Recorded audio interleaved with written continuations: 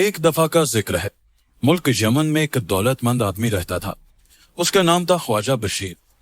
خواجہ بشیر نہایت عقل مند، پڑھا لکھا اور خوش اخلاق تھا۔ آہستہ آہستہ اس کا آنا جانا بادشاہ کے دربار میں ہو گیا، اور بادشاہ بھی اس کو پسند کرنے لگا، کیونکہ وہ ہمیشہ بادشاہ کو اچھی اچھی باتیں بتایا کرتا اور رعایا کی خوشحالی اور بہتری کی تدبیریں سمجھایا کرتا تھا۔ رفتہ رفتہ بادشاہ کو خواجہ بشیر پر اتنا بھروسہ ہو گیا کہ کسی امیر و وزیر پر اتنا بھروسہ نہ تھا۔ بادشاہ کو جب بھی کوئی مشکل درپیش ہوتی، وہ سب سے پہلے خواجہ بشیر سے مشورہ کرتا۔ ہمیشہ ہی بادشاہ نے محسوس کیا کہ خواجہ کا مشورہ بہت کارآمد ہوتا ہے۔ بادشاہ نے محل کے پہرے داروں، سپاہیوں اور غلاموں کو حکم دے رکھا تھا کہ خواجہ بشیر جب چاہے شاہی محل میں آ سکتا ہے، اسے بالکل نہ روکا جائے اور سب اس سے عزت و احترام سے پیش آئے۔ یہ صورتحال بادشاہ کے وزیر کو ناگوار گزرتی تھی۔ بادشاہ کا وزیر ایک مکار اور کینہ پرور شخص تھا۔ اسے یہ بات بالکل اچھی نہ لگتی تھی کہ بادشاہ اپنے وزیر کے بجائے خواجہ بشیر پر اعتماد کرتا ہے اور اسے تمام معاملات میں مشورہ کرتا ہے۔ اس نے سوچا کہ کسی طرح بادشاہ کے دل میں خواجہ بشیر کے خلاف نفرت پیدا کرنی چاہیے۔ کافی سوچ بچار کے بعد اس نے بادشاہ کے کان خواجہ بشیر کے خلاف بھرنے کا منصوبہ بنایا۔ ایک دن جب بادشاہ اکیلا تھا، مکار وزیر اس کے پاس گیا اور اس سے کہا، بادشاہ سلامت کا اقبال بلند ہو اور آپ کا سایہ ہم پر ہمیشہ قائم رہے۔ سلطنت کو روز بروز ترقی نصیب ہو اور تخت و تاج کی عظمت برقرار رہے۔ یہ غلام بہت دن سے ایک خاص معاملے میں پریشان ہے اور حضور سے اسی سلسلے میں کچھ عرض کرنے کا خواہش مند ہے۔ اگر اجازت عطا فرمائی جائے تو عرض کرو۔ بادشاہ نے کہا، اجازت ہے۔ مکار وزیر نے کہا، عالیجا، دو باتیں ایسی ہیں جو سلطنت کے لیے خرابی کا باعث بن سکتی ہیں اور ان سے خود حضور کا تخت و تاج بھی خطرے میں پڑ سکتا ہے۔ حضور، پہلی بات یہ ہے کہ جو لوگ واقعی عزت اور احترام کے حقدار ہوں، انہیں وہ عزت نہ دی جائے اور ان کا احترام نہ کیا جائے۔ دوسری بات یہ ہے کہ جو لوگ ادنا درجے کے ہوں اور اس قابل نہ ہو کہ انہیں بادشاہ منہ لگائے، ان لوگوں کو نچلے درجے سے اٹھا کر اوپر پہنچا دیا جائے۔ بادشاہ انہیں اپنے قریب بٹھانے لگے اور ہر معاملے میں انہی سے مشورہ کرنے لگے۔ یہ لوگ چونکہ ادنا ذہن کے ہوتے ہیں، اس لیے ان سے کسی اچھے مشورے کی توقع نہیں کی جا سکتی۔ بادشاہ نے پریشان ہو کر کہا، ہم سمجھے نہیں، تم کہنا کیا چاہتے ہو؟ ذرا کھل کر بات کرو۔ وزیر نے کہا، حضور گستاخی معاف، میرا اشارہ خواجہ بشیر کی طرف ہے، جسے حضور نے خواہ مخواہ عزت دار بنا دیا ہے، اور ہر معاملے میں جب تک خواجہ بشیر آپ کو مشورہ نہ دے، آپ اس پر عمل نہیں فرماتے۔ شاید جہاں پناہ کو معلوم نہیں کہ یہ شخص بہت چالاک، مکار اور دھوکے باز ہے۔ شہر کا بچہ بچہ اس کی بدماشیوں سے واقف ہے۔ آپ تو خود سوچ سکتے ہیں کہ خواجہ بشیر جیسا بدنام آدمی آپ کا مصاحب ہو تو رعایا پر کتنا برا اثر پڑ سکتا ہے۔ بادشاہ نے بڑے غور سے وزیر کی یہ تقریر سنی اور پھر کہا، یہ تم کیا کہتے ہو؟ کیا ہم اتنی عقل بھی نہیں رکھتے کہ اچھے برے اور ادنا و اعلیٰ آدمی میں تمیز کر سکیں؟ جہاں تک ہم نے جانچا اور پرکھا ہے، خواجہ بشیر نہایت نیک، عقل مند اور دیانتدار شخص ہے، اور ہمیں اس پر پورا بھروسہ ہے۔ آج تک اس نے جتنے بھی مشورے ہمیں دیے ہیں، وہ سب درست اور مفید ثابت ہوئے۔ ہم نے کئی بار اس کی آزمائش کی ہے، ہر دفعہ اسے کھرا اور سچا انسان پایا ہے۔ تم نے اس کے خلاف جو الزامات لگائے ہیں، اب تمہارا فرض ہے کہ انہیں صحیح ثابت کرو، ورنہ ہم تمہیں ایسی عبرتناک سزا دیں گے کہ ہمیشہ یاد رکھو گے۔ یہ سنتے ہی وزیر کا خون خشک ہو گیا۔ دہشت سے مکار وزیر کے چہرے کا رنگ ہلدی کی طرح پیلا پڑ گیا، ہاتھ پاؤں کانپنے لگے۔ فوراً جھک کر بادشاہ کے قدموں کو بوسہ دیا اور ساتھ سلام کر کے رخصت ہوا۔ مکار وزیر ہانپتا کانپتا اپنے مکان پر پہنچا اور ٹھنڈے پانی کے کئی پیالے پیے، تب کہیں اوسان بحال ہوئے۔ اپنے آپ سے کہنے لگا، چلے تھے نماز بخشوانے، الٹے روزے گلے پڑ گئے۔ مجھ کم بخت کو کیا خبر تھی کہ خواجہ بشیر نے بادشاہ پر ایسا جادو کر رکھا ہے کہ اس کے خلاف بادشاہ کچھ سننے کے لیے تیار ہی نہیں۔ اب اگر میں خواجہ بشیر کے بارے میں یہ الزام ثابت نہ کر سکا تو بادشاہ مجھے جیتا نہ چھوڑے گا، اور کیا عجب میرا زن بچہ کولوں میں پلوا دے۔ جو وزیر اس معاملے پر غور کرتا، تو اسے اپنی ہی جان کے لالے پڑتے نظر آتے۔ اب اس نے دماغ لڑانا شروع کیا کہ وہ کون سی تدبیر ہو سکتی ہے جس کے ذریعے خواجہ بشیر کو बादशाह की निगाहों से गिराया जाए। सोचते सोचते शैतान ने आखिरकार मक्कार वजीर के कान में एक तदबीर फोंक ही दी। उस शहर में 70-80 बरस की एक बुढ़िया रहती थी, मक्कारी और चालाकी में लाजवाब। अगर कहो तो आसमान से तारे तोड़ लाए। सब उसे फापा कुटनी कहते। उसके कांटे का मंतर ही ना था। वजीर ने अपना एक आदमी भेजकर उस फापा कुटनी को बुलाया। वो फौरन हाजिर हुई और वजीर को लाखों दुआएं देकर बोली, सरकार, आज तो मेरी किस्मत ही जाग गई। हुजूर ने मुझ गरीब बुढ़िया को क्यों कर याद फरमाया। वारी जाऊं, हुजूर का चेहरा उतरा हुआ है। क्या कोई परेशानी आपके दुश्मनों पर आन पड़ी है? वजीर ने कहा, हाँ माँ जान, कुछ ऐसी ही बात है। बादशाह का एक मुसाहब ख्वाजा बशीर मेरी जान का दुश्मन हुआ है। उसे नीचा दिखाने के लिए फिक्रमंद हूँ। मैंने बादशाह से कहा कि यह शख्स बहुत घटिया दर्जे का है और आपका मुसाहब बनने के अहल नहीं।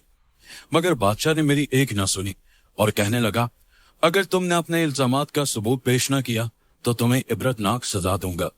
अब अम्मा जान, मेरी इज्जत और आबरू और जानो माल सब तुम्हारे हाथ में है। कोई ऐसी तदबीर करो जिससे ख्वाजा बशीर बादशाह की नजरों में जलील हो जाए, फिर मैं तुम्हें मुंह मांगा इनाम दूंगा। बुढ़िया ने मकार वजीर से कहा, ए हजूर, मेरी जान आपके कदमों पर निसार। कोई एक तदबीर कहिए तो हजारों तदबीरों से ख्वाजा बशीर को बदनाम करूं। अब आप इत्मीनान से अपने महल में आराम फरमाइए और बाकी काम मुझ पर छोड़ दीजिए। चालाक बुढ़िया ने अगले दिन फटे पुराने चीथड़े बदन पर लटकाए और लाठी टेकती, जुड़ियों बड़ी गर्दन हिलाती आहिस्ता आहिस्ता ख्वाजा बशीर के मकान पर पहुंची।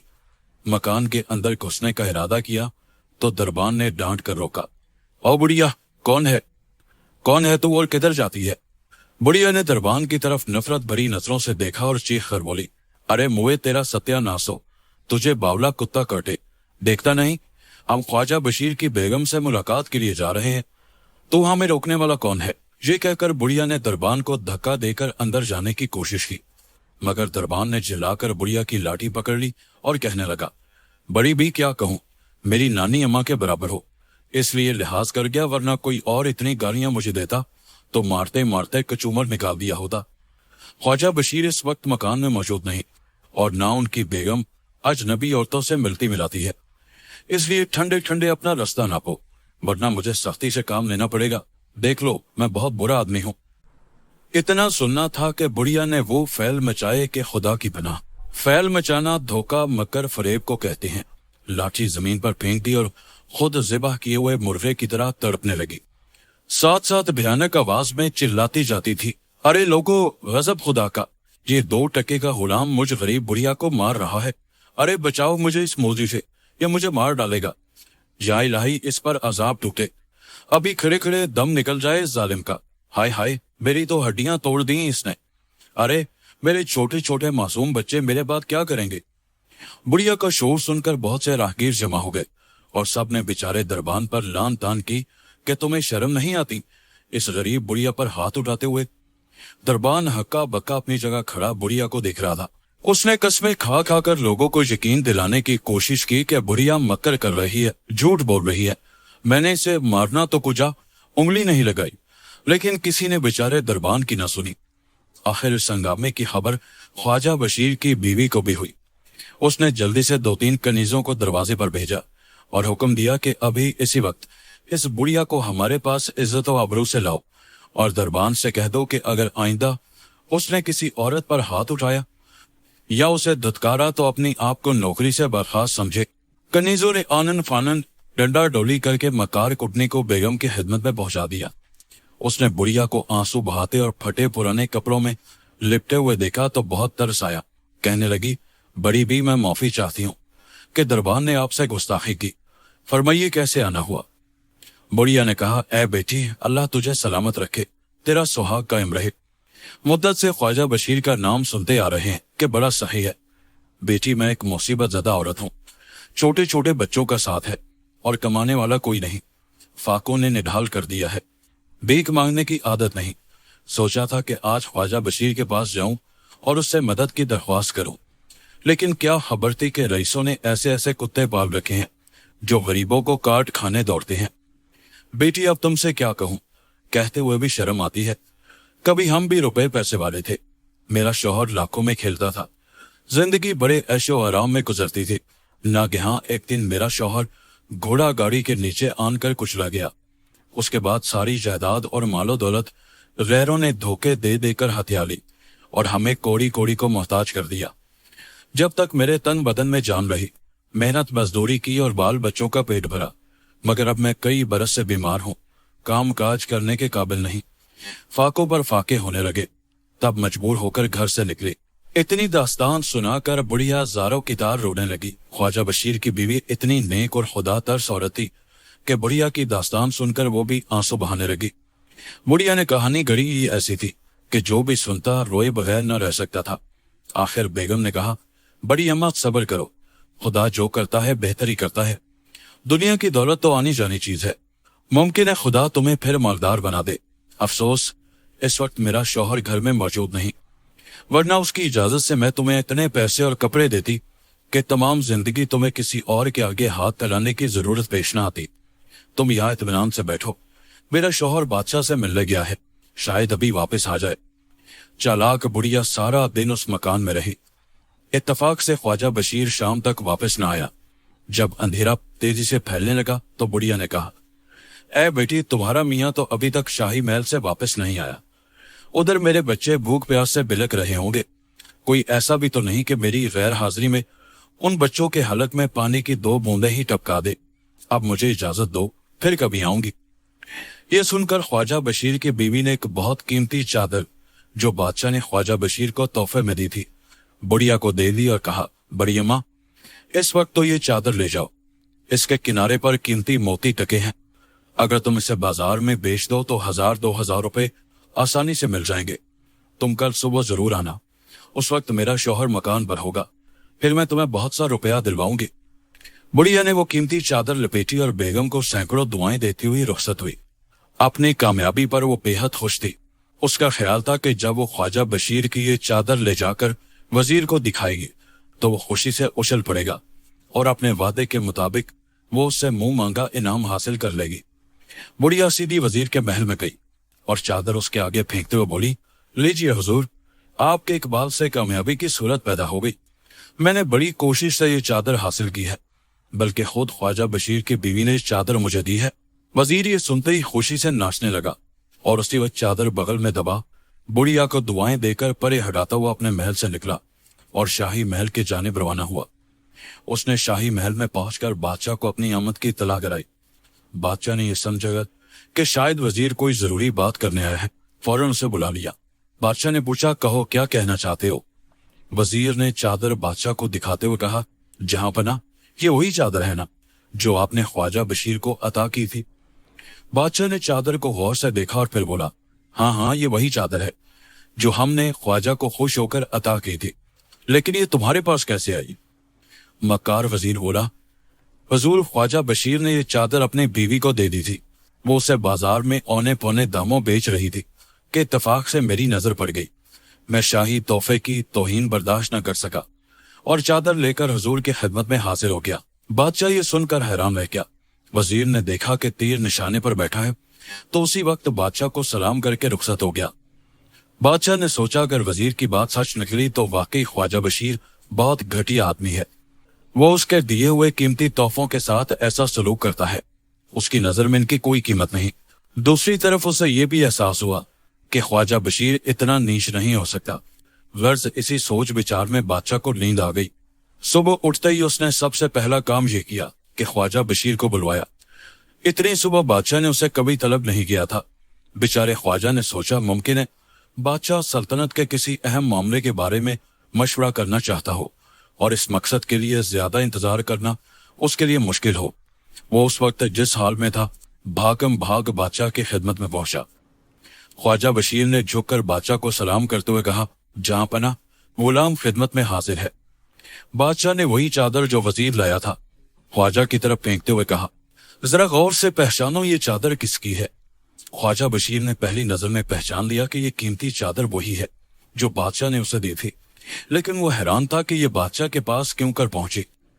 बादशाह गुस्से से चिल्लाया, हम आज तक तुम्हें निहायत शरीफ और अच्छा आदमी समझ रहे थे।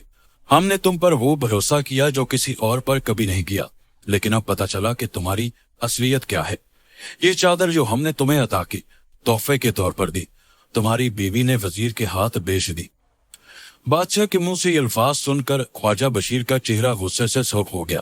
کوئی اور ہوتا تو اب تک وہ اسے موت کے گھاٹ اتار بھی چکا ہوتا، لیکن وہ بادشاہ کے سامنے کھڑا تھا۔ اس نے بہت ضبط کر کے اپنے غصے پر قابو پایا۔ اسے یقین تھا کہ یہ سب وزیر کی شرارت ہے، اور اس نے بادشاہ کی نظروں سے اس کو گرانے کے لیے یہ حرکت کی ہے۔ خواجہ کو اپنی بیوی کے بارے میں بھی اچھی طرح معلوم تھا کہ وہ ایک لمحے کے لیے بھی مکان سے باہر نہیں گئی، پھر وہ اس بکواس پر کس طرح یقین کر لیتا۔ اس نے نہایت ٹھنڈے لہجے میں بادشاہ کو سمجھانے کی کوشش کی، لیکن بادشاہ کا پارا چڑھ چکا تھا۔ اس نے خواجہ کی کسی بات پر کان نہ دھرا اور اسی وقت جلاد کو طلب کر کے حکم دیا، لے جاؤ اس کم اصل اور نیچ ذات کو میرے سامنے سے اور فوراً قتل کر دو۔ اس شخص کی یہی سزا ہے، اس نے ہمارے دیے ہوئے تحفے سے حقارت کا سلوک کیا ہے۔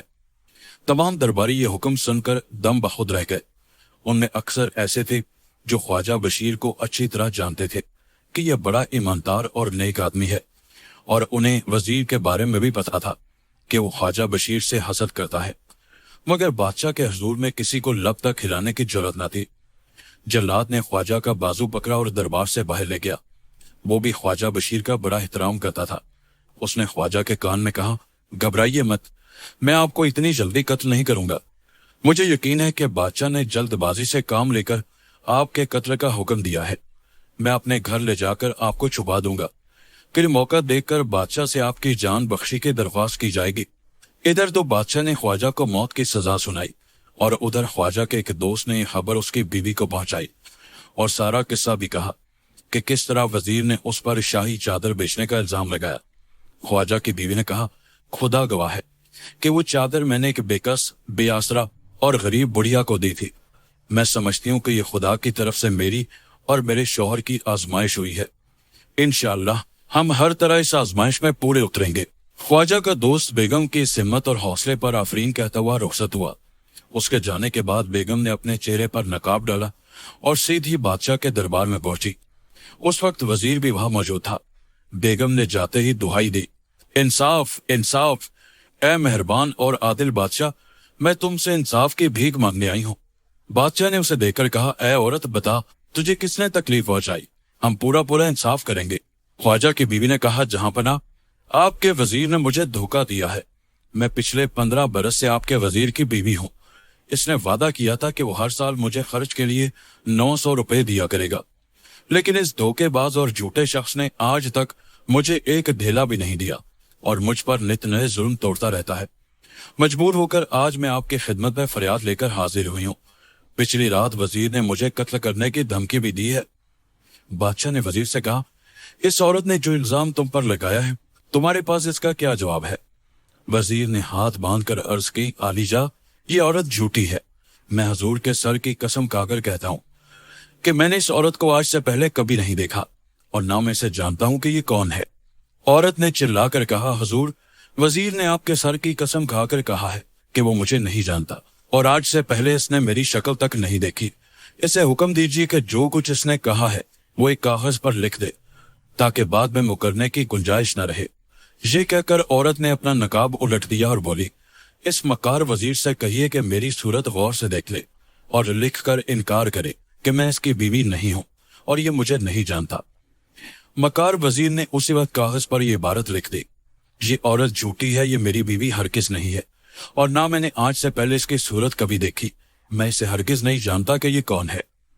جب یہ تحریر وزیر نے لکھ دی تو عورت نے بادشاہ سے کہا، جہاں پناہ، جیسا کہ وزیر نے اقرار کیا ہے کہ وہ مجھے نہیں جانتا اور نہ اس نے آج سے پہلے میری صورت کبھی دیکھی ہے، میں عرض کرتی ہوں کہ وزیر کی یہ دونوں باتیں درست ہے۔